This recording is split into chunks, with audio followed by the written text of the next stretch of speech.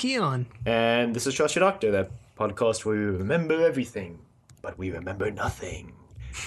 Because this week / time, we listened to Echoes of Grey. It's an audio drama, once again. Right, written by John Dorney. And it was released, or actually no, it was directed by Lisa Bowerman. And then released in August of 2010, so another Companion Chronicles story. From the same season as the previous one that we did, which was Find and Replace. Actually, I think it's the one released immediately before Find and Replace. Right, because there's an ad for Find and Replace, or a preview for Find and Replace at the end. Originally called Shades of Grey. Yeah, in the interviews... Imagine why they changed that. In the interviews, what's his name? I don't know his name. The producer of The Range, basically, is like, so I'm here with Wendy Padbury and Emily Piffin and Lisa Bowerman and John Dorney, and we're talking about Shades of Grey. And I was like, wait, but it's called Echoes of Grey. Guess they changed the title right before they released it, though I couldn't imagine why. 50 Echoes of Grey. But yeah, this is a Zoe, Harriet, and Jamie story, obviously. Yeah, well... Doctor never traveled with Zoe alone. Yeah, mostly Zoe, though. I mean, it's narrated by Zoe, and Jamie is... I know he does some stuff. He's kind of relegated to comic relief here. He sometimes is in the show, too, but he was more prominent since he didn't do as much as Zoe did. Yeah, and this story had more of a framing story than Find and Replace did. This is more of a traditional companion chronicle, I guess. Find and Replace was kind of like present-day Joe gets wrapped up in events of 1970s, where this one was like Zoe has something going on in her life that makes her recite the story at hand. Yeah, and it's interesting how they brought Zoe back, as she had her mind erased at the end of War Games. And I think that actually becomes for the Zoe Harriet dramas, I think this is her second one, by the way, in case you didn't know. This is the second I didn't know that. Narrated by Wendy Padbury. What could she have possibly done in the first where she remembers the Doctor? I don't know, but it was like in the early days of the Range where I guess they didn't think about it. I don't know. But anyway, I think this one sets up kind of an overarching plotline for all the Zoe ones. I think we'll talk about it at the end, but I think the company becomes a recurring plot of the framing stories, at least. Yeah, well, I can imagine why, given the ending of this. Yeah, okay, let's explain, I guess. And what that implies for the rest of her life. Yeah, okay, let's explain the plot, I guess. It begins in the present day with... Well... The present day for Zoe. Present day for Zoe, so... After she's been discharged from the wheel, I guess, because she was returned to the wheel at the end of the War Games. She's been discharged from the wheel. She's kind of living... I don't think she mentions where she's living, but I just assumed it was on Earth. But she's living some lonely existence with no friends or family. She says she's okay with it, though. Yeah. She says it's kind of how she wants to live, and she's just happy with her life. Cold-hearted. No, I'm just kidding. But this person kind of comes up to her and is like, hey, you're Zoe, right? And she's like, what? And she's like, my name's Allie. You saved my life. And she's like, what? I don't remember. Yeah, with the Doctor. They didn't really explain where this was all taking place. I mean, I thought it was just in some public location. Yeah, I thought it was like a library or a park or just on the street. Yeah, but it's not really relevant to the story because they kind of just go back to Allie's place now anyway. Yeah, Zoe, pretty trusting, decides to see what's up with Allie in the story that she... I think she's suspicious. Well, yeah, because she does have a photographic memory and she doesn't remember Allie at all. Yeah, she says because she can remember everything, she can remember that feels like there's something missing from the wheel, like there's a track that's skipped on a CD or something. Right, and I think she's kind of suspicious, but I think she also thinks that Allie might have some clues as to what happened with her memory, possibly. But if you just lost your memory, but you remember that you lost your memory, you'd want to get it back. I don't blame Zoe for going with her. Yeah, no. So they go back to Allie's place or wherever it is, and she pulls out a machine called, I forget what it's called actually. She claims it's called an alpha wave generator, but you find out later it's not actually. Spoilers. She says it's an alpha wave generator, and it generates peaceful tones, and on a high setting it can help you. It can put you like in a trance-like state that'll help you remember things. So Zoe's like, okay, let's. I guess we can try it out. So, right. And we didn't mention that Allie knows that Zoe traveled with the Doctor. Yeah. And Zoe's like, what? The Doctor? Yeah, I met him on the wheel, but no, I didn't travel with him. Though I had all these weird dreams where I was traveling with him. Yeah, apparently she's been having dreams about monsters and fighting them, and she's been talking to a psychiatrist, I guess. Which she did when she was on the wheel. She talked to a psychiatrist about them. But anyway, Right. kind of, and here it kind of jumps into the story. Begins with the old story. The Dr. Jamie and Zoe kind of land the TARDIS, and they kind of hop Right, out, and well- they're in a medical facility of some sort. Allie actually, starts the recall process, I guess, with trying to have Zoe remember a DNA sequence. And Zoe says, well, if we don't really start at the beginning of all of this, I'm not really going to remember it or know what it means. So they decide to start at the beginning of when the TARDIS materializes in wherever they are. So yeah, so they that's hop what out. happens. And Zoe has cut her finger making a haggis. Yeah, And I didn't know what a haggis was, so I looked it up, and I wouldn't eat it.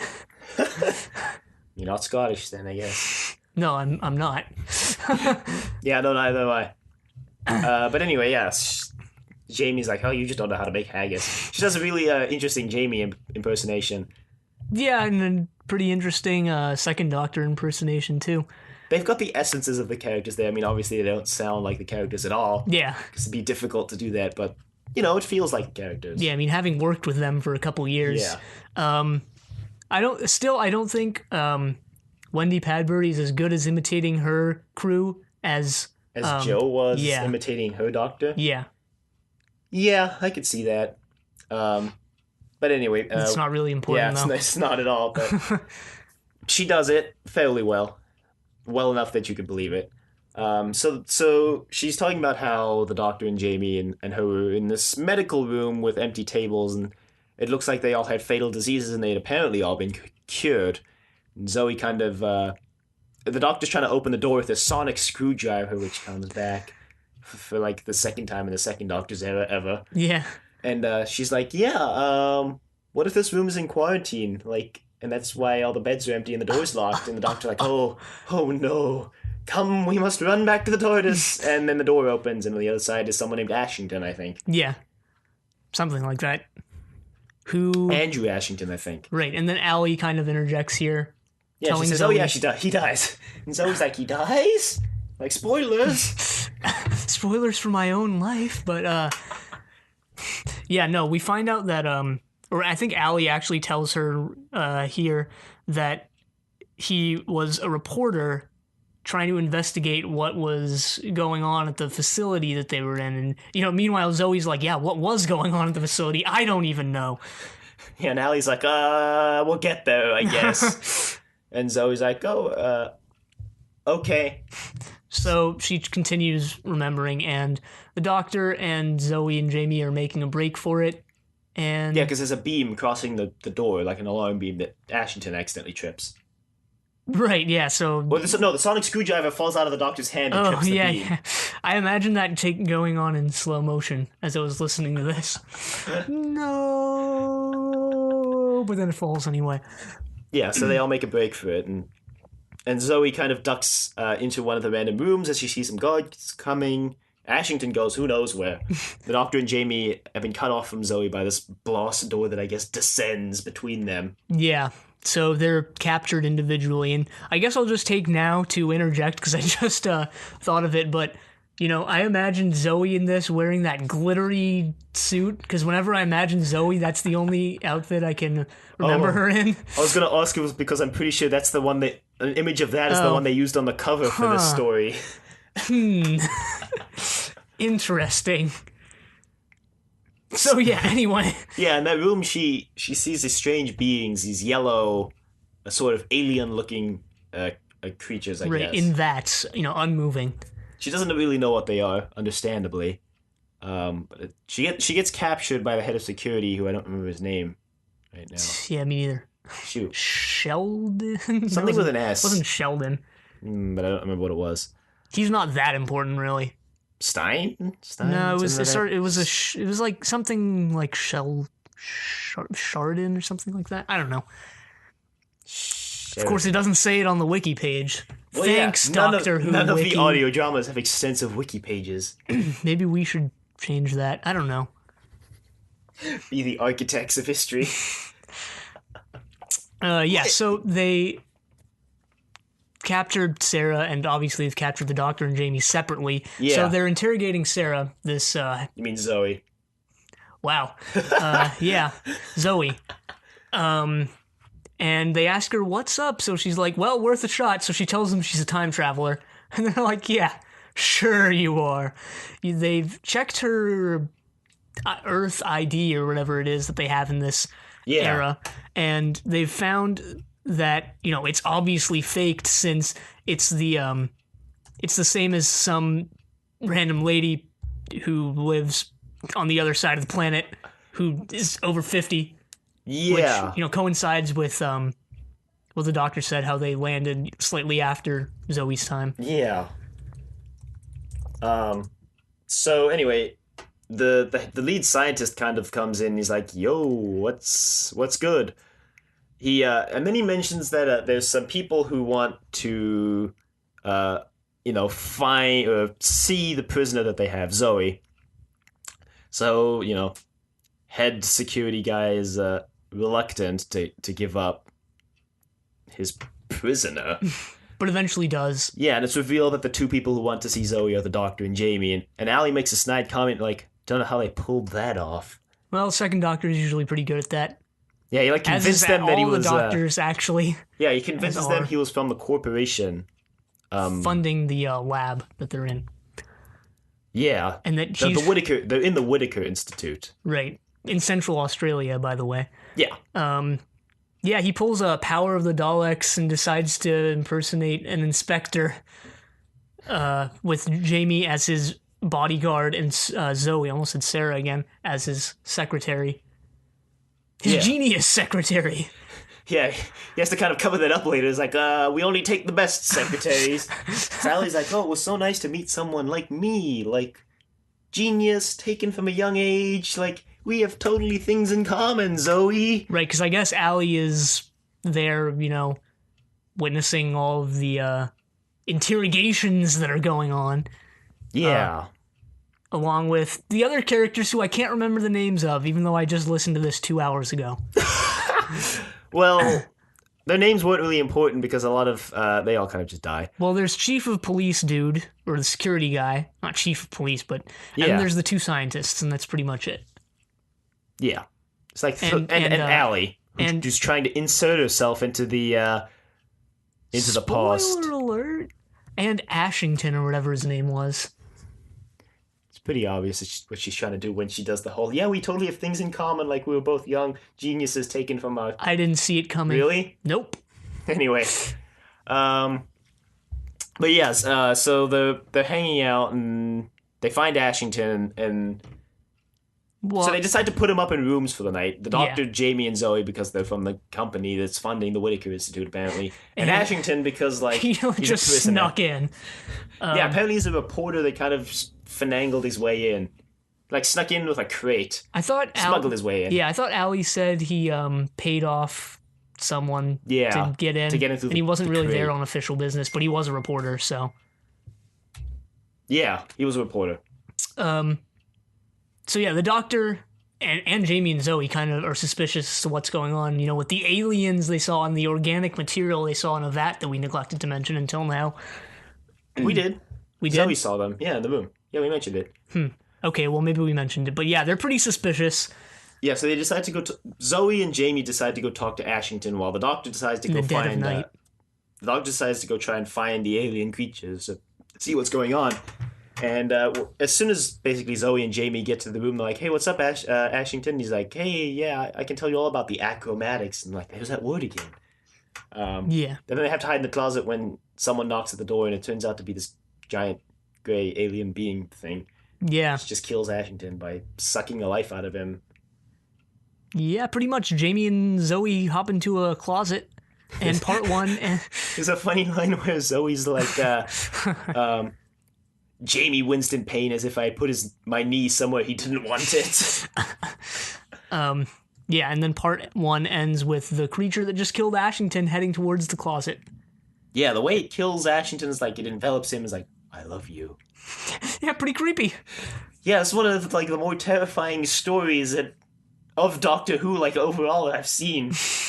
or heard. Yeah, it says, like personally, I love you, Ashington, and then I must heal you. It extends some glowing tendrils and destroys him. Yeah, he kind of goes out of focus, and apparently he likes it at first, but then he starts screaming in pain, and then he dies, and yeah, so he's dead. It's heading toward the cupboard, and then he's like, there is someone else here. I love you. And then it ends. Zoe's like, and they came, and he put his hand on the door, and then it ends, and then part 2 begins. He just walks away. He's like, I'm sorry. I must go now. And he leaves, heads out the door, and Zoe and Jamie are like, what was that? They meet up with the doctor, and they tell him about it, and he's like, oh, no, I think some bad things are going on here. You know, as the second doctor is wont to do. Yeah. Gray version of the yellow aliens they saw before. Pretty suspicious. Obviously, these are the achromatics, you know, they're gray. Yeah. Achromatics, you know. Yeah, it's also actually a reference to Dorian Gray. Yeah, I'm gonna talk. I have something I want to say about that later because I was yeah. Good that you can do that because I actually haven't read that book. Me neither, but I know what it's about. Well, yeah, I know. Yeah. But that's not even what I have to say about it. Okay, well, we'll get there.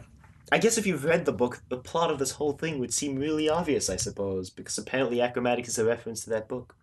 Yeah, barely. Anyway, I mean... You know what the book is about? I know what it's about, yeah. But, like, I don't know the book well enough to have put the two together, I guess. Yeah, well, I don't know the intricate details, so it might be, you know, parallel to what happens in the book, but not from what I know of the book. Anyway. Yeah, so anyway, the Dr. Jamie and Zoe... are pretty suspicious, so they decide to go see if they can find, like, some samples of the achromatics or something that they can look at, or some information about the aliens so they know what's going on. Yeah, because clearly Whitaker Institute is trying to cover something up. Yeah, like, pretty blatantly obviously trying to cover something up. The doctor, Jamie and Zoe, I believe, make it to some, like, science research room, and I think Jamie knocks out a guard and takes his uniform or something. He disguises himself as a guy, but I couldn't exactly remember how. I should remember how, since, like I said, I listened to this 2 hours ago. But yeah, so Jamie and the doctor are down in the basement, and they're kind of fiddling around with slides and samples of the achromatics, and the doctor realizes that the achromatics can cure disease, or the samples at least, the tissue samples, like have absorbed all the disease from nearby. Right, and that's what that list of patients was. Yeah. Who were all cured, and we didn't neglected to mention it, but Ashington's grandma was on that list of patients. Yeah, so Ashington wasn't lying when he said he came to investigate his grandma. I honestly thought that the patients were going to turn out to be the achromatics, like they were turning the patients into the achromatics. That's where I thought it was going at first. Yeah, that's kind of telegraphed to be going that way, but... No, it gets a lot more gruesome. Yeah, when they confront the 2 scientist dudes who I don't remember the names of. Yeah.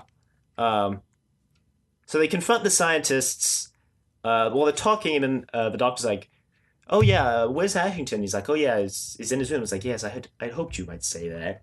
It's not immediately clear why he'd hoped he would say that, but they're talking about it, and the doctor's like, so what do you know about the achromatics? Because we know everything. They're like,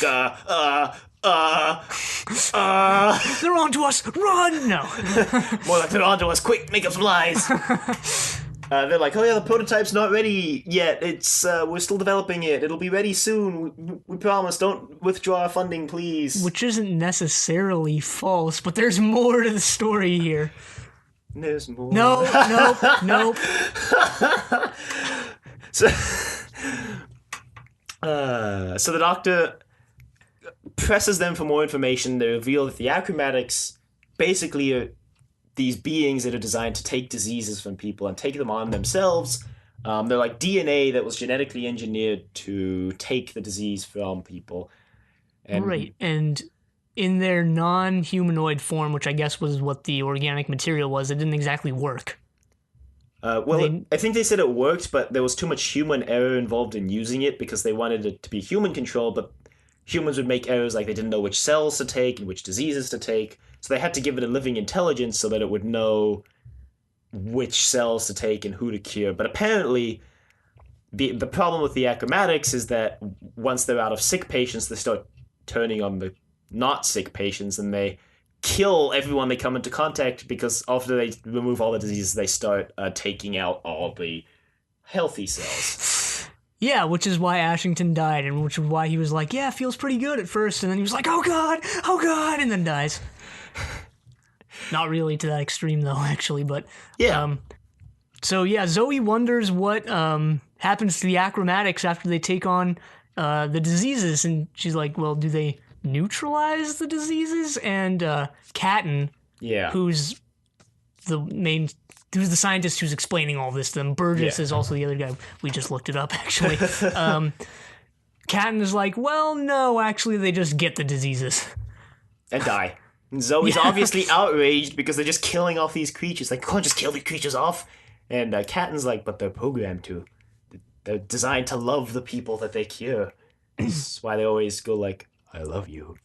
So, and then Burgess the doctor reveals that Ashington's dead, and Catton is like, wait, what? And then Zoe's like, yeah, he turned away as soon as he like got to the cupboard with us, and Catton's like, well, we can't control them yet, but we have this remote that we're like working on, but like it's not ready yet. And Burgess is like, oh, this is awkward. I'm the only other person with access to that remote, and I killed Ashington. He knew too much. He was gonna give us all away, so I killed him.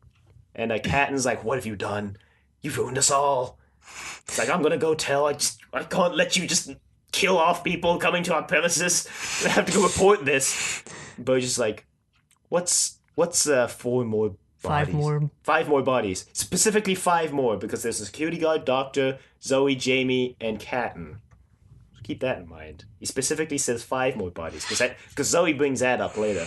It's like, what's 5 more bodies? Because right now Allie's like, oh yeah, I was in that room with you. But anyway, so Burgess has one of the acromatics charge at Catton. He's like, Dr. Catton, I love you. And kills Catton, so Catton's dead. Yep. And then it turns to Burgess. Well, it only turns on Burgess because Burgess was going to have it kill the doctor, but Jamie's like, not if I can do anything about it, and kind of charges Burgess and knocks the mud out of his hand and destroys it. And because Burgess got injured in the fight, he's got a bleeding nose now, the acromatics turn on Burgess. Right. They always target the ones with injuries first, of course. So but then they target everyone when no one has injuries. Yeah, they decide to take this opportunity to make a break for it because Burgess is getting his just desserts, I suppose. Yeah, so they both die. So, obviously. Right. The doctor sends the security chief to go order an evacuation. Burgess's screams of agony that they hear running away. Yeah, like I said, really one of the more terrifying Doctor Who-related things I've seen and or heard. So they're running away, and the doctor's trying to get all the scientists out, and one of them gets cornered and dies. The doctor's like, wait, and he pulls out a knife and just slices his hand open to get all the acromatics to follow him so that they won't kill any of the scientists. Right, they go to the underground area, I guess, or the basement area that they were in before, where they examined the slides. Mm-hmm. Where they examined the prints. No. Leon examines the prints. Anyway, they get back down there and they have a brawl with all of the acromatics, or they're just trying to escape the acromatics, killing them.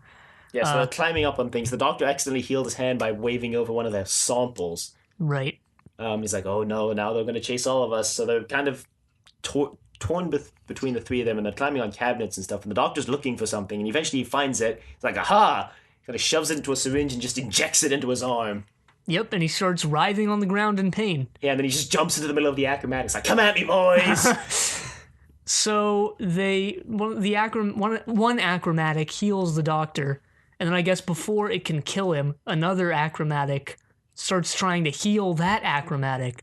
And it just starts this chain reaction of the acromatics trying to heal each other and dying. The doctor lives. So he never explains what disease he injected himself with to pull that off. No, he just said it was deadly, and he bargained on the fact that the acromatics would heal him and kill themselves.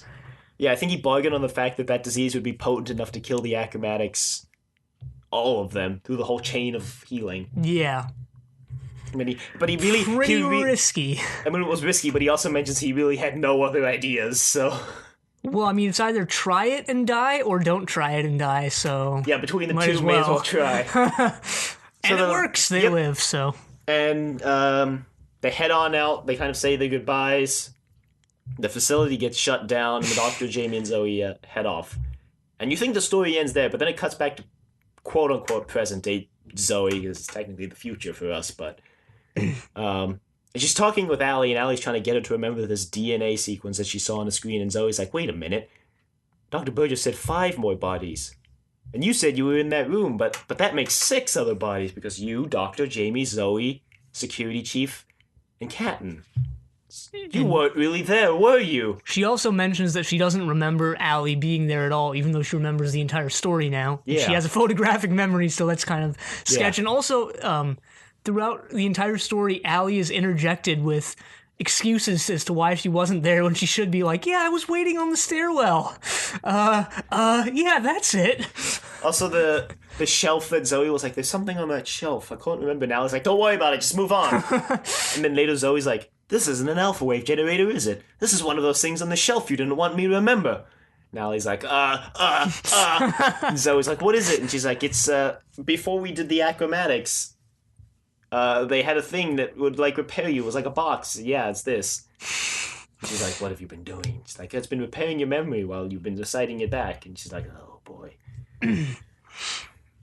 So it's revealed that Allie works as part of this mysterious, shadowy thing called the Corporation that funded the Whitaker Institute. Which it's literally just called the Corporation. Right.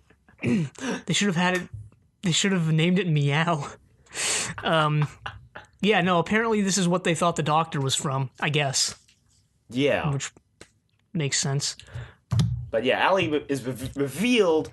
Well, the Doctor says this thing before they leave, because they burn all the acromatics. They destroy the research. The Doctor says that while the potential for them to be used for good is outstanding, like, by the same token, the potential for war could be devastating, so they should destroy them. Yeah, and the fact that the scientists in charge of the project are pretty much insane. And dead now. Yeah, there's that. But yeah, obviously the acromatics do a lot more harm than good. Yeah, so Allie's trying to remember it, and Zoe's like, no, I'm not telling you the DNA sequence. You want it for war, don't you? And, well, she kind of beats around the bush, but obviously the corporation just wants it back to continue their research. Yeah, pretty shady. And Zoe's like, no, I'm not telling you that. Why should I tell you that? And Allie's like, we can give you all your memories back. We can give you all the memories of your travels with the doctors. We can repair everything. Doctor. Yeah, the Doctor. And Zoe has this speech about it could be used for war, and she doesn't want to be liable for anything, so she says no. Right. She also says that as she saw Allie drive away, she hoped the Doctor would be proud. Yeah. So, really no other decision you'd assume her to make, really. Yeah, totally in line with her character to say no. Yeah. I mean, I'd be surprised if she said yes. And it would also make this story kind of suck if she said yes. And render the entire adventure she just remembered pointless. Yeah, I think... So that's how it ends. Allie kind of reveals that she's from the corporation. Zoe is like, yeah, no, I don't want to remember anything. You can just leave now. And yeah, like, and... Okay. I guess they went to Zoe's place since Allie's the one driving away. Yeah. It'd be weird if it was the other way around. Oh, yeah, because Zoe also mentions, like, it's pretty suspicious that you just had this technology with you, like, in the car with you. Yeah, that's a good point. What was things? Oh, right. Yeah, the implications here are pretty bad for Zoe. There's a huge and probably evil corporation now on her case. And probably not going to give up. Pretty sure it's the whole framing narrative for the rest of her audio dramas, ending with the final companion chronicle that's not part of the box set releases they do now, when they canceled the Rangers. Second chances. She should have just given her a fake DNA sequence. Well, it actually ends on this kind of snarky note where she actually tells Allie that she doesn't remember the DNA sequence, so... Even though she knows she does. She also says, like, I remember everything, but I remember nothing. Yeah. I liked it. First off, I felt that, like, the framing narrative was a good conceit for the way they told the story. Aren't all of them like this, though? Well, all of them have slightly different conceits, like Steven's telling the stories to his daughter. On what's it called planet that he's now the king of. Yeah, well, they've all got some sort of conceit, assume. But I feel like this one was good because it also sort of got around the fact that Zoe's mind was erased. Yeah, well, it used that as part of the plot, which was interesting and is kind of the only way to do it, because you have to mention it. You can't just beat around the issue. Yeah, well, I'm curious to know how the Jamie ones work. Yeah. We'll get there eventually. But yeah, I liked the framing narrative. Yeah, well, I liked this story, not as much as Find and Replace, just because it was less silly and fun. I mean, I didn't really like the plot twist or whatever in Find and Replace, but, Joe and Iris were pretty cool, and so was Huxley, so whatever. I think I remember saying I didn't like Huxley too much, but whatever. This was good. I'm not saying it's bad. Yeah, I really enjoyed it. To be honest, the ending pretty much made it for me, because the ending was like, oh... shoot, because it set up so many implications for future audio dramas to explore. Yeah. And not only that, it gave us a glimpse into Zoe's life post the Doctor, even though she only now remembers 2 adventures with the Doctor, be the Wheel and this one. Yeah. You had something to say about Dorian Gray. Oh right, they when they're discussing how why the achromatics are called the achromatics, are like, achromatic, as in no color, as in the picture of Dorian Gray. And I was like, you just jumped straight from no color to this 19th century novel? Like, what? I mean, I haven't read it, but it doesn't really seem to have much to do with anything other than the fact that his name is Gray and the achromatics are gray. Yeah. Zoe also mentions, like, I read all of Oscar Wilde's work in a day when I was 8. Yeah, that's... Yeah. I mean, other than the fact... I'm going to spoil Dorian Gray here. So for anyone listening... Yeah, all 3 people listening who don't want that to happen. But, yeah, you know what happens at the end, right?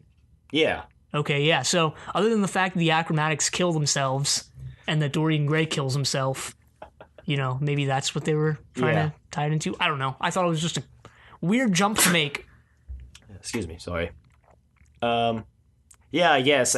I'm pretty sure it was obviously supposed to be inspired by Dorian Gray, at least. Barely. The plot, but having not read the book, the extent of that inspiration is difficult to quantify. Yeah, I doubt that. From what I know of the story, I doubt it has anything to do with this. Well, I thought this one was better written than Find and Replace, to be honest. Even though it was actually a lot longer than Find and Replace. We should probably mention that this one... It wasn't a lot longer. It was 20 minutes longer. Well, no, Find and Replace was 2 28-minute parts, wasn't it? And this was a 37 and a 40. So that was 22 minutes longer. No, that makes it 37 minutes longer.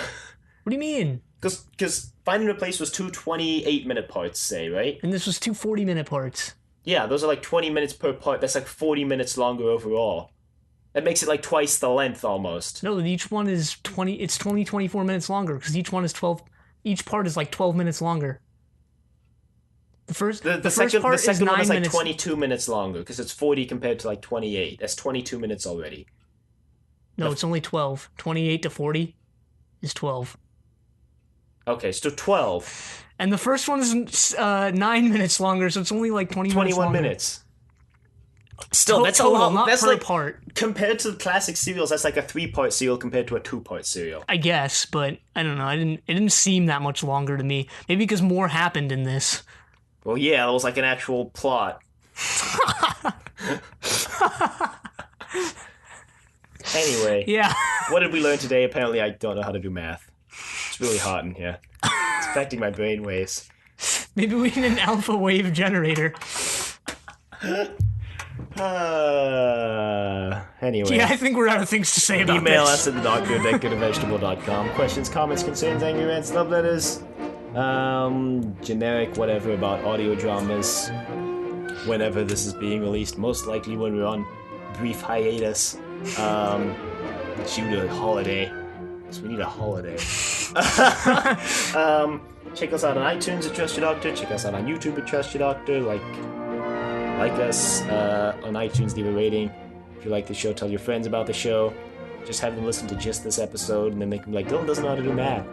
Maybe they're correct, actually. Maybe I don't know how to do math. Check us out on Facebook at Trust Your Doctor. I almost said Triple Play for some reason, which you should also check out. Yeah, no, check us out on Facebook, Trust Your Doctor, like us on Facebook, check us out on Twitter, TYD Podcast, and follow us on Twitter, and next time we'll do a different audio drama. Obviously, we're not doing the same one again. So, until then, the end.